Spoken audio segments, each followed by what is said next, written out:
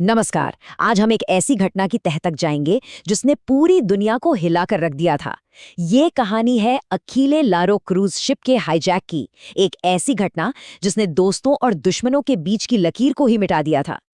तो चलिए इस कहानी को शुरू करते हैं इसके सबसे कह सकते हैं सबसे हैरान कर देने वाले मोड़ से। एक ऐसा पल जब दोस्त ही एक दूसरे पर बंदूक तान बैठे। तारीख थी 10 अक्टूबर 1985। जगह इटली का सिगुनेला एयरबेस। सोचिए जरा, एक रनवे पर अमेरिकी सैनिक और इटालियन सैनिक एक दूसरे पर बंदूकें ताने खड़े हैं। ये कोई मॉक ड्रिल नहीं थी, ये असली तनाव था। एक ऐसा टकराव जो किसी भी पल एक बड़ी लड़ाई में बदल सकता था। अब सवाल ये उठता है कि आखिर एक क्रूज शिप का अपहरण दो दोस्त देशों को जंग के मुहाने पर कैसे ले आया। इसी गुत्थी को सुलझाने के लिए हमें कहानी की शुरुआत में चलना होगा। चलिए वक्त में थोड़ा पीछे चलते हैं, उस शांत और खूबसूरत समुद्री सफर पर जिसके बारे में किसी ने भी नहीं सोचा था कि वो बहुत जल्द एक खौफनाक बुरे सपने में बदलने वाला है। 3 अक्टूबर को अकेले लोरो जहाज इटली से अपनी 11 दिन की यात्रा के लिए निकला। शुरुआती कुछ दिन तो बिल्कुल किसी सपने जैसे थे। लोग धूप सेक रहे थे, समुद्र का मजा ले रहे थे, और 7 अक्टूबर को जहाज मिस्र के ऐतिहासिक शहर अलेक्जेंड्रिया पहुंच गया। मतलब सब कुछ परफेक्ट चल रहा था। इसी जहाज पर थे 69 साल के लियोन क्लिंगहोफर और उनकी पत्नी मर्लिन।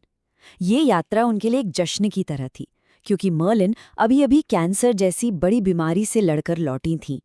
लेकिन उन्हें क्या पता था कि उनका ये जश्न एक ऐसी त्रासदी में बदलने वाला है जिसे दुनिया हमेशा याद रखेगी। जब जहाज अलेक्जेंड्रिया पहुंचा तो 651 यात्री पिरामिड देखने के लिए जहाज से उतर गए। अब जहाज पर क्रू के अलावा सिर्फ 97 यात्री बचे थे, जिनमें क्लिंगहोफर दंपत्ति भी शामिल थे। मतलब एक लगभग खाली जहाज हाईजैकर्स के लिए एकदम आसान निशाना बन चुका था।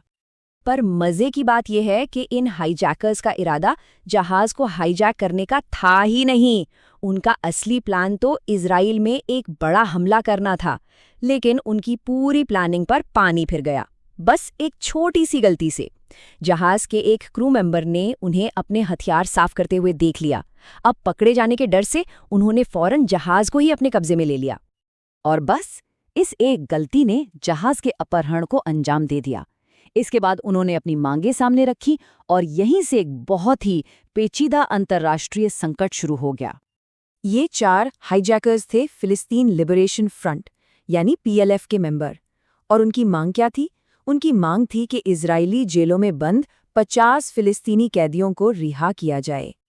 और बस यहीं से कूटनीति का एक बहुत उलझा हुआ खेल शुरू हो गया। देखिए, अमेरिका का स्टैंड एकदम क्लियर था।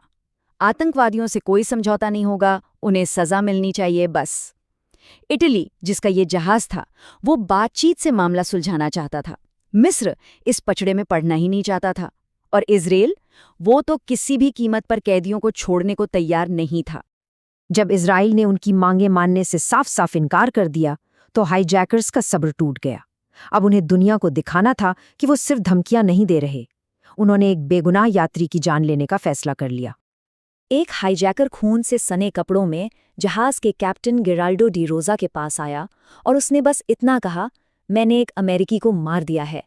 और वो अमेरिकी लियोन क्लिंगहोफर थे। उन्हें उनकी व्हीलचेयर समेत बेरहमी से समुद्र में फेंक दिया गया था।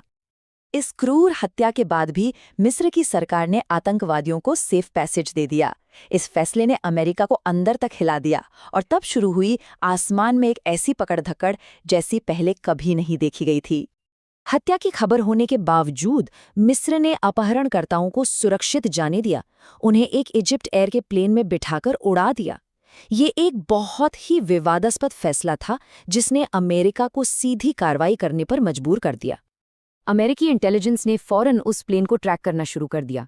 प्रेसिडेंट रेगन ने मिशन को हरी झंडी दिखाई और यूएस साराटोगो से F-14 टॉमकैट फाइटर जेट्स ने उड़ान भरी। घने अंधेरे में अमेरिकी पायलट्स ने प्लेन के टेल नंबर से उसकी पहचान की, उसे चारों तरफ से घेरा और इटली में उतरने पर मजबूर कर दिया।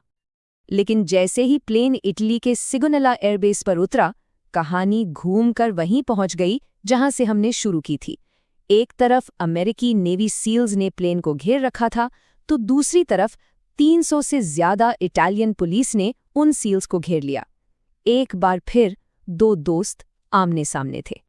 तो इस टकराव के बाद आखिर हुआ क्या?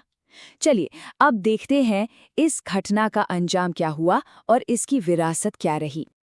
खैर, टकराव खत्म होने के बाद उन चारों हाईजैकर्स को इटली ने अपनी हिरासत में ले लिया और उन्हें 15 से 30 साल की सजा सुनाई गई। लेकिन इस कहानी का जो असली मास्टरमाइंड था, अबू अब्बास, वो भी उसी प्लेन में था। उसे इटली ने डिप्लोमेटिक इम्यूनिटी का बहाना बनाकर छोड़ दिया। इस बात से अमेरिका आग बबूला हो गया था।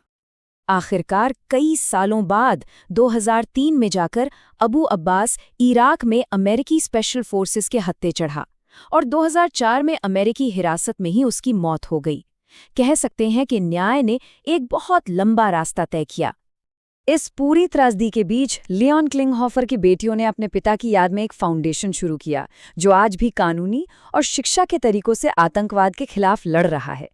तो इस तरह एक दुखद घटना ने एक बहुत ही सकारात्मक विरासत को भी जन्म दिया। अकेले लॉरो की ये कहानी अपने पीछे एक बहुत बड़ा सवाल छोड़ जाती है। जब आतंकवाद की जड़ें एक से ज्यादा देशों में फैली हों, तो इंसाफ करने का असली हक किसके पास होना चाहिए? ये एक ऐसा सवाल है जो आज भी उतना ही जरूरी है।